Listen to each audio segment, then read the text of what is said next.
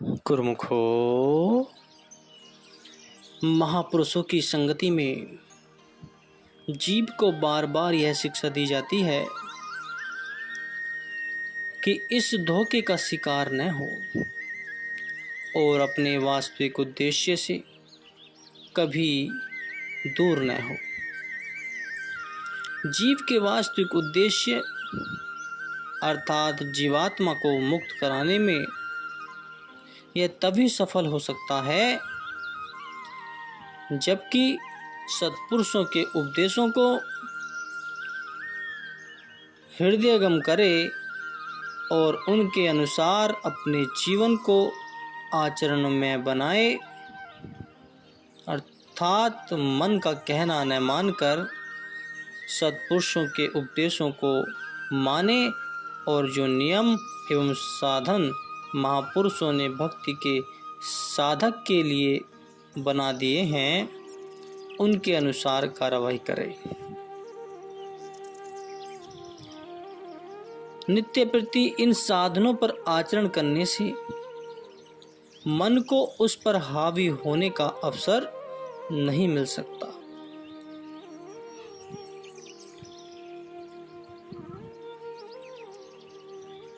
यह सदैव स्मरण रखने की बात है कि मन और माया जीव को तभी बहका सकते हैं और पद भ्रष्ट कर सकते हैं जब वह महापुरुषों के उपदेशों पर आचरण न करे।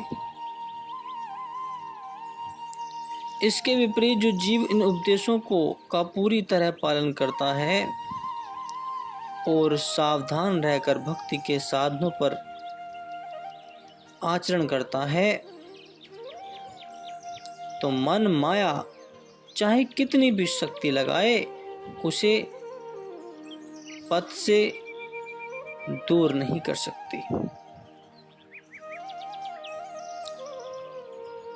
संसार में किसी को कोई भय लगा ही रहता है।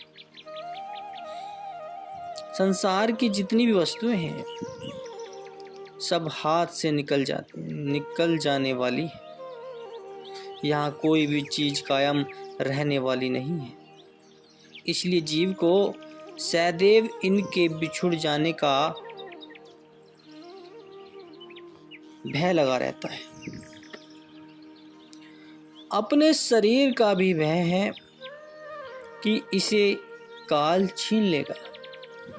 परिवार में मोह है तो उसके भी बिछुड़ने का डर लगा रहता है। कुदरत की रचना ही ऐसी है कि एक आएगा और एक जाएगा। इसी कारण सब चीजों की जुदाई का खौफ बना ही रहता है।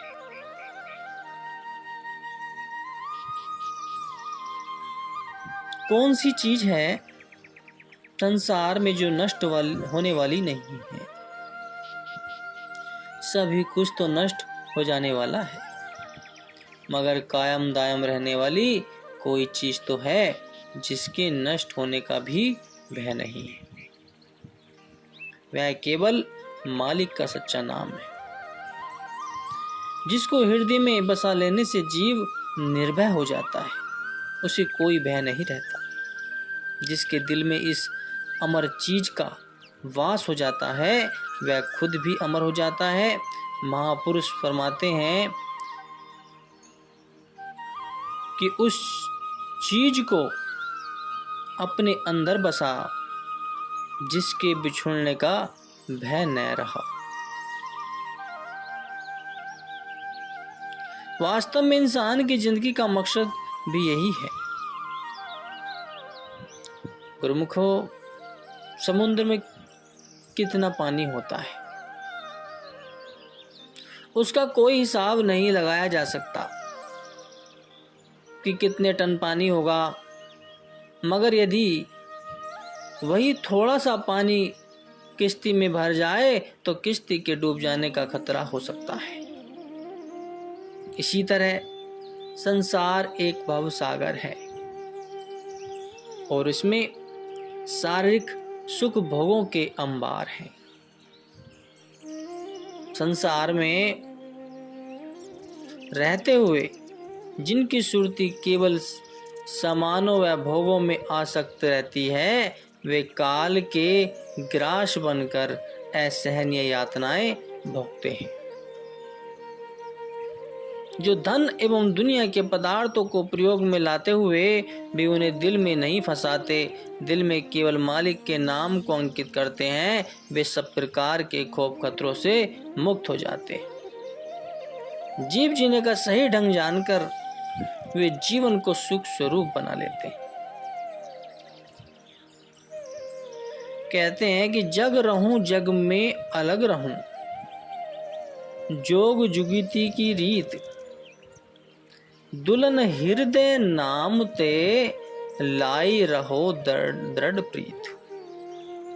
कि संसार में रहो मगर ऐसे निर्लेप रहो कि आपको माया दुखी न करे, वह व्यापे नहीं। माया चिंता का घर है। चिंता से बचने के लिए यह तरीका है कि प्रीत व लगन मालिक के चरणों में लगी रहे, नाम से लगी रहे। इस तरह इंसान जिंदगी बसर करेगा तो सदा सुखी रहेगा, आनंद में रहेगा, उसका जीवन सार्थक हो जाएगा, वह लक्ष्य को भी सिद्ध कर लेगा। संसार में रहते हुए उसको जंगलों में जाने की जरूरत नहीं, पहाड़ों पर जाने की जरूरत नहीं, कोई तपस्या करने की जरूरत नहीं है। केवल संतों के उपदेश अनुसार जीवन बसर करेगा तो दुनिया में रहता हुआ भी अपना जीवन सुखी बना लेगा।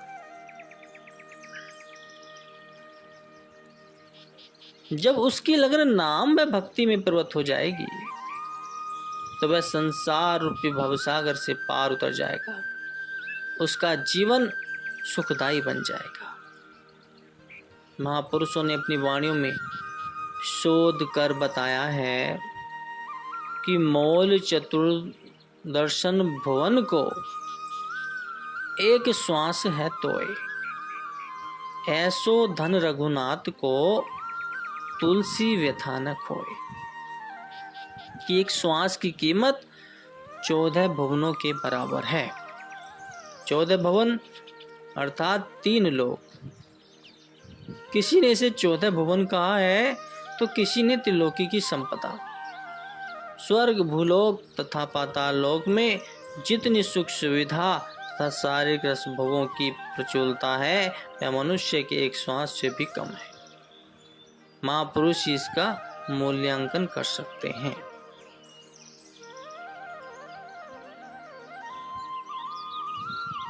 तो गुरुमुखो, तुम्हें जो मानुष देही प्राप्त हुई है किस लिए? मालिक से मिलने के लिए। हर एक इंसान अपने दिल में विचार करे कि वह जितने काम दुनिया में करता है क्या ये काम उसके लिए है भी? न कोई उसे इसका भेद बताता है और न ही कोई इस बात का कोई ज्ञान देता है। इस बात का विवेक केवल संत महापुरुषों की समीपता में आने से पता चलता है। जो जीव मोहमाया की दलदल में फंसे हुए हैं, दुनिया के धंधों में फंसकर अपना असली काम भूल गए हैं, महापुरुषों का मिशन उन्हें चिताता एवं समझाना होता है। जो भाग्यशाली जीव होते हैं केवल उनको ही सत्पुरुषों की संगति प्राप्त होती है। जीव विश्व में नित्य शांति की कामना लेकर आया है, किंतु मन जीव को सदा भटकाता है। जितनी कामेंद्रियां और ज्ञानेंद्रियां हैं, मन उनके द्वार पर बैठकर जीव को भ्रम में डालता है। काल और माया से मिलकर मन आँख के द्वारा अनेक रमणीय रूप देखने और कान में रस भरे राग सुनने, जीवा के द्वारा स्वादिष्ट भोजनों का रस लेने आदि में जीव को उलझाए रखता है।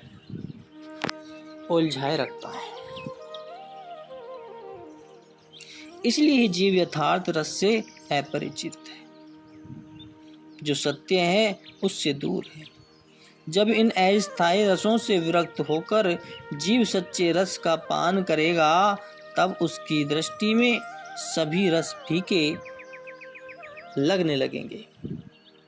जिज्ञासु का केवल यही कार्य है कि वह अपनी असली और अपनी वस्तु की पहचान करे, संत सद्गुरु से सच्चे शब्द को पाकर उसकी कमाई करे। भजन अभ्यास के जो नियम सत्पुरुषों ने जीव की भलाई के लिए बनाए हैं, उनका परिपालन करे, जिससे जीव मन की दासता से स्वतंत्र होकर सदा के लिए स्वरूप बन जाए। अतः सदैव अपने मन पर दृष्टि रखते हुए और भजन अभ्यास की कमाई करके अपने आप को आनंद स्वरूप बनाकर अपने जीवन का कल्याण करना है। यदि इंसान किसी बिल्डिंग की छत पर चढ़ना चाहे तो पहले उसको प्रत्येक सीढ़ी पर चढ़ना पड़ता है।